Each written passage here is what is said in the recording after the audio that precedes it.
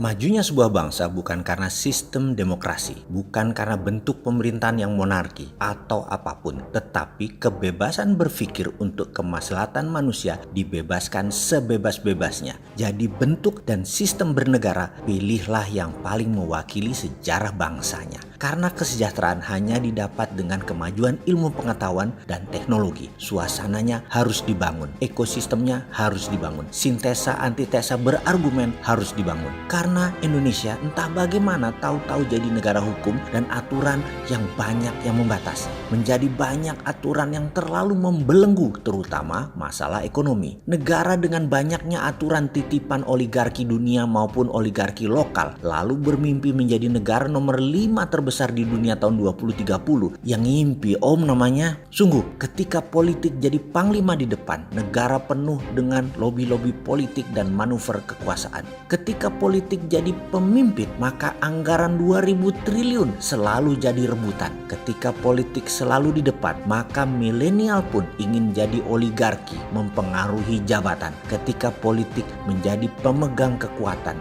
membuat negara bergerak terbatas menjadi penekan. Kita melihat fakta sejarah. Renaissance adalah zaman pencerahan di mana kekangan gereja dan tekanan aristokrasi kerajaan dilepas oleh kaum pemikir bebas atau free thinker seperti Galileo Galilei, Darwin, Newton, Leonardo da Vinci, dan lain sebagainya. Islam juga mengalami masa kejayaan ketika sampai Persia, ketika Al-Jabar, Ibnu Battuta, Ibnu Arabi maju dengan pemikiran matematika, pemikiran kesehatan, dan pendidikannya. Amerika membebaskan pemikiran sehingga puncaknya dengan Operation Paperclipsnya yang mengambil 1100 ilmuwan Jerman sebelum Perang Dunia Kedua berakhir, di mana sebelumnya Rockefeller, Thomas Alva Edison, Nikola Tesla telah berpikir bebas sebebas-bebasnya yang dibatasi hanya oleh satu hal, yaitu hak paten. Bahkan sejak tahun 1800 Amerika menarik imigran Eropa dengan janji Land of Freedom sehingga mulai dibanjiri oleh para free thinker yang merasa tertekan di Eropa oleh aturan gereja dan kerajaan. Cina juga sama. Cina menyadari hal itu, karena itu dari 120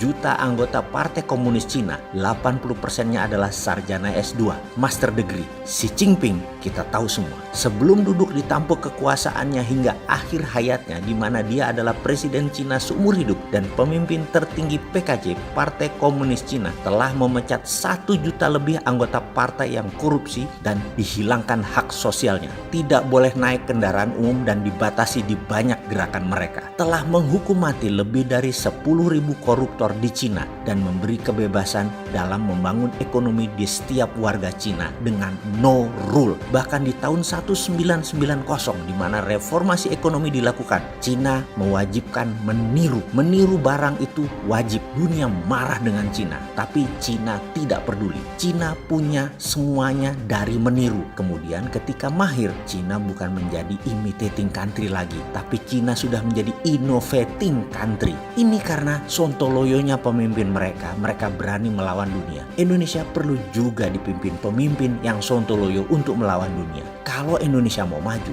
lawan semua aturan dunia. Buat aturan sendiri. Berani? Punya biji nggak lo melakukan hal ini? Itulah yang selalu saya ingatkan kepada semua orang. Kenapa sih kita tidak miring ke bangsa sendiri? Izinkanlah kami mengkopi. Bebaskan kami berimprovisasi tanpa BPOM, tanpa izin Departemen Pertanian untuk membangun dunia tani. Tak perlu izin Dekes untuk alat kesehatan, penunjang alat kesehatan. Kalau jamu, bebaskan saja dan tangkap yang nakal, di mana setiap saat ada pengecekan di lapangan. Yang dicek bukan izinnya, bukan stikernya, bukan labelnya, tapi kandungannya. Demikian juga BPOM, yang dicek makanannya, minumannya. Hukum berat kalau mengandung bahan yang mematikan. Prinsipnya adalah seperti apa yang dikatakan semua agama ajarkan. Semua yang di alam ini adalah halal, kecuali yang Allah haramkan. Jangan dibalik. Saat ini pemerintah mengatakan adalah semua yang di Indonesia itu adalah haram, kecuali yang pemerintah halalkan.